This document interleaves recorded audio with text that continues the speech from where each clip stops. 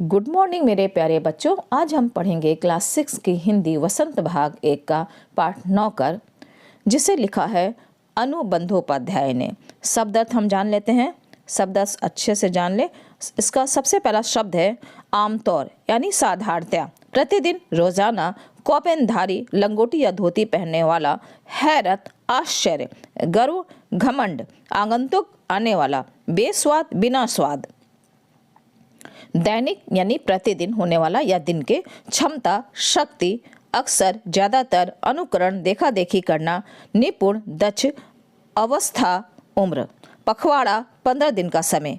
पखाने यानी शौचालय। कारकुन काम करने वाला। आग्रह निवेदन। प्रतिदान ली हुई चीज के लिए कुछ देना। ये तो हो गए शब्द अर्थ। अब आइए प्रश्न। आश्रम में कॉलेज के छात्रों से गांधी जी ने कौन सा काम करवाया और क्यों? आश्रम में गांधी जी ने कॉलेज के छात्रों से गेहूं बीनने का काम करवाया। उन छात्रों को अंग्रेजी भाषा के ज्ञान पर बड़ा गर्व था। गांधी जी ने उनके इस अहंकार को तोड़ना चाहते थे। वे शिक्षा देना चाहते थे कि अधिक पढ़ लेने पर भी हमें छोटे कार्य में संकोच नहीं करना चाहिए। फिर आश्रम में गांधी जी कई ऐसे कार्य करते थे जिन्हें आमतौर पर नौकर चाकर करते हैं। ये कार्य कौन कौन से हैं? तो गांधी जी आश्रम में अपने हाथ से चक्की आटा पीसा करते थे। इतना ही नहीं, चक्की से आटा पीसा करते थे। इतना ही नहीं, कभी कभी वो चक्की ठीक करने के लिए घंटों मेहनत करते थे। यानी आटा पीसते समय अगर चक्की खराब हो जाए तो वो सही भी कर लेते थे। वे बर्तनों की सफाई अपने हाथों से किया करते थे। वे बर्तनों को रगड़ रगड़ कर चमकाते थे। रसोई घर में सब्जियों को धोने, छिलने, काटने का कार्य स्वयं करते थे। गांधी जी रसोई घर के साफ सफाई का पूरा ध्यान रखते थे। फिर लंदन में भोज पर बुलाए जाने पर गांधी जी ने क्या किया?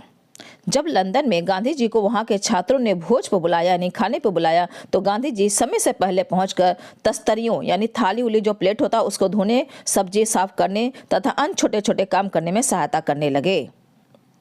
गांधी जी ने श्रीमती पोलक के बच्चे को दूध कैसे छुड़वाया? श्रीमती पोलक का बच्चा रात को दूध पीने के लिए अपनी मां को सारी रात जगाए रखता था। इससे वे काफी कमजोर हो गई थीं। गांधी जी ने बच्चे की देखभाल का काम अपने हाथों में ले लिया। रात को देर रात को घर देर पहुंचने पर भी श्रीमती पोलक के बिस्तर से बच्चे को उठाकर अपने बिस्तर पर लेटा लेते थे। जब पोलक देर से पहुंचती थी, नहीं, गांधी जी जब भी उनके जब पहुंचते थे तो वो पोलक सोई रहती थी अपने बच्चे को लेकर, तो वो बच्चे को उठाकर गांधी जी चाहे कितनी भी रात हो जाए अपने बिस्तर पे उसको उठा लेते थे और रात भर अपने बिस्तर पे ही सुलाते थे, ताकि जो वो है पोलक वो अपने आराम से सो सके, ताकि उनका स्वास्थ्य सही हो सके। उसे पानी पिलाने के लिए एक बर्तन में पानी भरकर भी रख लेते थे। बच्चों को 15 दिन तक अपने साथ बिस्तर पर सुलाया। अपनी माँ से 15 दिन तक अलग सोने पर बच्चे ने माँ का दूध छोड़ दिया। आश्रम में काम करने या करवाने का कौन सा तरीका गांधी जी को अपनाते थे? इस पाठ का पढ़कर लिखो। आश्रम में गांधी जी स्वयं काम करते थे तथा दूसरों से काम करवाने में सख्ती बरतते थे। वे अपना काम किसी और से करवाना पसंद नहीं करते थे। वे किसी के पूछने पर उसे तुरंत काम बता देते थे। गांधी जी को स्वयं काम करते देखकर कोई भी मना नहीं कर पाता था। वे काम करने वालों को कभी नौकर नहीं समझते थे, वरन उन्हें भाई या बहन मानते थे। इससे काम न करने की सोचने वाला भी काम करने के लिए प्रेरित हो जाता था। निबंध से आगे है, गांधी जी इतना पैदल क्यों चलते थे? पैदल चलने से क्या लाभ है? लिखो। पैदल चलना स्वास्थ्य के लिए लाभप्रद है। गांधी जी यह बात जानते थे, इसलिए वह मीलों पैदल चलते थे। पैदल चलना एक व्यायाम है। इससे पैर की हड्डियों, मांसपेशियों की मजबूती मिलती है, पैरों में ताकत आती है, शरीर की चुस्ती और फुर्ती बनी रहती है। पैदल चलने की आदत स्वस्थ रहने में मददगार है। फिर अनुमान और कल्पना से देखिए। गांधी जी अपने साथियों की जरूरत के मुताबिक हर काम कर देते थे, लेकिन खुद का काम कोई और करे उन्हें पसंद नहीं था। क्यों? सोचो और अपनी कक्षा में सुनाओ। गांधी जी जो है दूसरों का काम भी कर देते थे, पर वो नहीं चाहते थे उनका कोई काम करे। तो इसका आंसर देखिए। उत्तर, गांधी जी अपने साथियों की जरूरत के मुताबिक हर काम कर देते थे, लेकिन अपना खुद का काम दूसरों से करवाना उन्हें पसंद नहीं था। जब तक शरीर बिल्कुल लाचार ना हो, वह किसी की मदद लेना नहीं चाहते थे। उन्हें यह पसंद नहीं था कि केवल महात्मा या बूढ़े होने की वजह से कोई उनकी सहायता करे। वो किसी पर भार नहीं बनना चाहते थे। अपनी जरूरत के लिए दूसरों को परेशान करना भी उन्हें ठीक नहीं लगता था, इसलिए वो खुद काम करते थे। फिर है, नौकरों को हमें वेतनभोगी मजदूर नहीं अपने भाई के समान मानना चाहिए।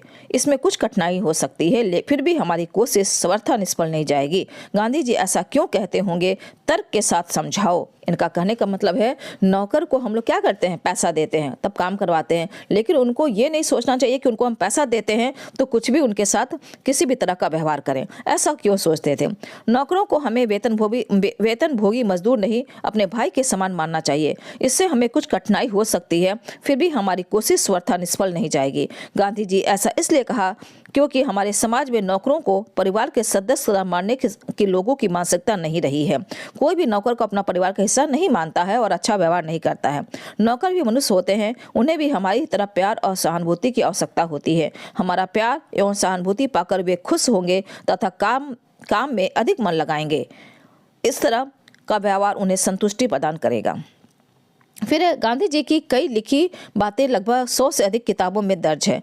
घर के काम, बीमारियों की सेवा, आगंतुकों से बातचीत आदि ढेरों काम करने के बाद गांधी जी को लिखने का समय कब मिलता होगा। वो दिन भर कोई ना कोई काम करते रहते थे। अब सोचिए इतना समय उनको कब मिलता था कि वो किताब भी लिख लेते थे। गांधी जी का एक दिन कैसे गुजर जाता होगा, इस पर अपनी कल्पना से लिखो। तो इसका उत्तर है घर के काम, बीमारों की सेवा, आगंतुकों से बातचीत मतलब आने वालों से बातचीत, ढेरों काम करने के बाद गांधी रात के समय बैठकर लिखते होंगे, ऐसा हमको लगता है। गांधी जी में काम करने की अद्भुत क्षमता और शक्ति थी। उनका पूरा दिन व्यस्त गुजरता था, खाली बैठना वह नहीं जानते थे और थकान उन्हें कभी नहीं होती थी। सुबह उठकर वह निश्चय ही टहलने जाते होंगे, वहां से लौटकर नित्य क्रिया से निवृत्त होकर प्रार्थना सभा में शामिल होते होंगे। उसके बाद वह चक्की से आटा पीसने और रसोई में जाकर सब्जियां छीलने का काम करते होंगे। इस बीच वह साथियों के कार्य की छानबीन भी करते होंगे। फिर वह कुएं से पानी खींचते होंगे। इसके बाद आगंतुकों से मिलना और साथ में गेहूं बिनने का कार्य चलता होगा।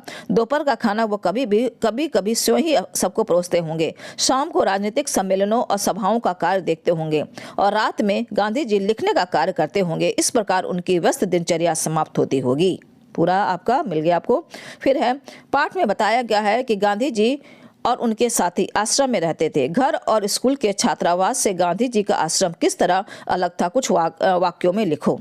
तो इसका उत्तर है स्कूल के छात्रावास में छात्रों के रहने का उद्देश्य केवल ज्ञानार्जन यानी केवल आपका जो है किताब का ज्ञान उनको अर्जन करना नहीं था। उन्हें अन्य किसी कार्य का फिक्र नहीं रहती है। घर में परिवार के कुछ सीमित सदस्य साथ रह कर जीवन यापन करते हैं, परंतु गांधी जी के आश्रम में स्वतंत्रता सेनानी, देश तथा समाज के सेवक, उनके परिवार के कुछ सदस्य रह रहे थे। आश्रम में ही उनका जीवन यापन था। आटा पीसने से लेकर सब्जियां उगाने तथा काम में वो आश्रम में किया करते थे। साथ ही आश्रम में रहकर देश की राजनीतिक हलचल पर अपनी निगाह रखते थे और स्वतंत्रता आंदोलन की योजना बनाकर उनकी दिशा तय करते थे। तो क्या अंतर है, स्कूल के छात्रावास, जो स्कूल का जो हॉस्टल होता है उसमें क्या होता है, बच्चे पाठ पढ़ते हैं, मतलब स्कूल में जाते हैं और वहाँ से जो भी ज्ञान अर्जन करते हैं वो मतलब पढ़ने लिखाने का ही काम करते हैं, एक्स्ट्रा काम उनसे नहीं लिया जाता है। लेकिन जो गांधी जी का आश्रम था वो हॉस्टल से अलग था, वहाँ सब काम होता था। यही दोनों में अंतर है।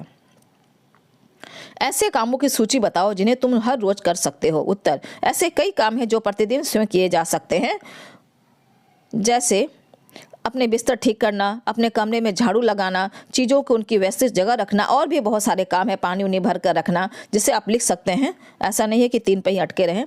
भाषा की बात, पिसाई यानी कि यहाँ पर व्याकरण आपका शुरू हो जा रहा है। पिसाई संज्ञा है। पिसाई शब्द क्या है, संज्ञा है। पीसना शब्द से ना निकाल देने पर पिस धातु रह जाती है।